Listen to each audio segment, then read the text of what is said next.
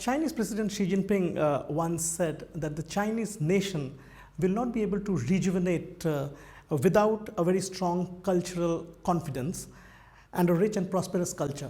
So what are the fundamental, broader and deeper aspects of cultural confidence of a country, in your opinion? And what shall China do to strengthen its cultural confidence from here on? This is really very relevant to today's time, not only in China but in the world, what President Xi has said. To build our confidence in ourselves and in our economies and the way we live, we need to have a very deep understanding of human journey, our evolution. Unless we develop a deep understanding of who we are, where we have come from, and where we need to go, we will not be able to have the confidence. Every Chinese need to understand the history of this great nation, and for the other nations too. Every one of us need to understand our journey and our evolution. So that's why, in my opinion, our confidence as individuals, our confidence as a family, our confidence as a city, confidence as a country or as a nation builds up once we have a deeper understanding of our journey over time. And that constitutes our culture. How do you see China's contribution into global development of in the fields of education, science and culture? China has been a wonderful partner with very strong support from Chinese government in all areas of UNESCO. I gave you the example of the World Heritage Program. We have two very important international gatherings, what we call the meeting of the World Heritage Committee. The last one was in Fuzhou, in Fujian province. So we are going to have the World Network of Biosphere Reserves meeting in China in 2025. And this would be a most important meeting which will decide on next 10 years plan. So in education, China is a very strong supporter of education efforts of UNESCO.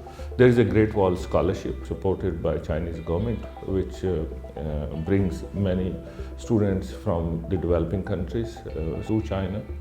And I'm very happy that our First Lady of China is a very strong supporter. She's a special ambassador for the girls' education in the world and in China. Also, there is a strong support for ICTs in education. We have a special center for ICTs and education in Shenzhen, which is helping African countries as well as Asian countries. For example, recently they have helped put smart classrooms in Mongolia with the help of Chinese funding. And also the private sector, like Huawei, for example, Tencent, for example, they're also supporting UNESCO's work in many parts of the world. Science and technology, which is a very important area where China has advanced so much and there is so much development here. We have Chinese Academy of Sciences working very closely with UNESCO. We have a number of UNESCO centers here. For example, in Langfang, we have a very amazing center related to geochemistry and looking into the earth. It's also helping other nations for them to be able to find rare metals, for example. So there are so many examples which I can give. Government of China working closely with UNESCO.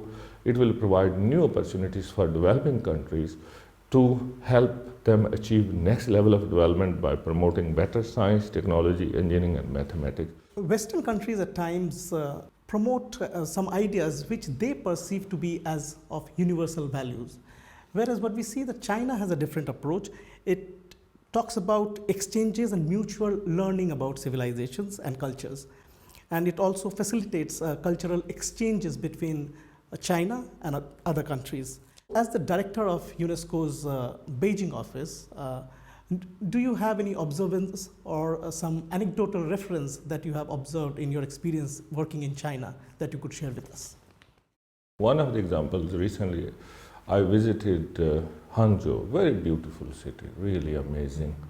There is a Grand Canal which starts from there, the wonderful history of Grand Canal which connects whole China all the way through to Beijing. But also there is a very important ancient ruins there, Yangzhou, between 4,000 and 5,000 years old. And as I have been going to Hangzhou for quite some period of time, I started thinking about the Indus Valley civilization, also very beautiful civilization on the Indus River. There is a very important World Heritage Site there. That was also 4 to 5,000 years old. Very beautiful civilization. Both civilizations are about water. Both civilizations are about urban amenities, like sanitation 4,000-5,000 years ago. Both civilizations are about learning and about understanding. So that's really very important for the scholars to exchange between. But if I take some other example for you, we have a number of forums which are initiated by Chinese government. One of them is in Guizhou province, the ecological Eco Forum Guiyang, the ecological forum. Very important forum to share ideas about eco-civilization. So within UNESCO programs, like in the Sichuan province, we have Sichuan panda sanctuaries. As you know, panda is an endangered species, and it's a success story for China, how the population has increased over a period of time. But if you think now of the experiences from China, we think about Bangladesh and Sundarbans. You know, the Bengal tiger, such an iconic species, and we need to share our knowledge and experience that how we have been successful in China, in Sichuan province, conserving biodiversity, our culture, our world heritage, and what Bangladesh is doing, for example, in the Sundarbans. But also thinking now about these civilizations and our evolution and how our cultures have traveled over time. I also now think about Latin America. I've been to Peru for some of the work in recent past. And there is Inca civilization and Machu Picchu. So you start thinking about these civilizations and about the mutual learning and understanding and the exchange of people. As President Xi has said, you know, spring cannot come with a single flower. You need to have 100 of the flowers before the spring can be realized. So that's why this mutual understanding between cultures is very, very critical. So if we have these mutual exchanges, then we will have a better world which is understanding a different perspective, a world which is giving space for everyone to grow, a world where we are able to tolerate our differences and look into positivities for peace and sustainable development. And we need to care for our shared values.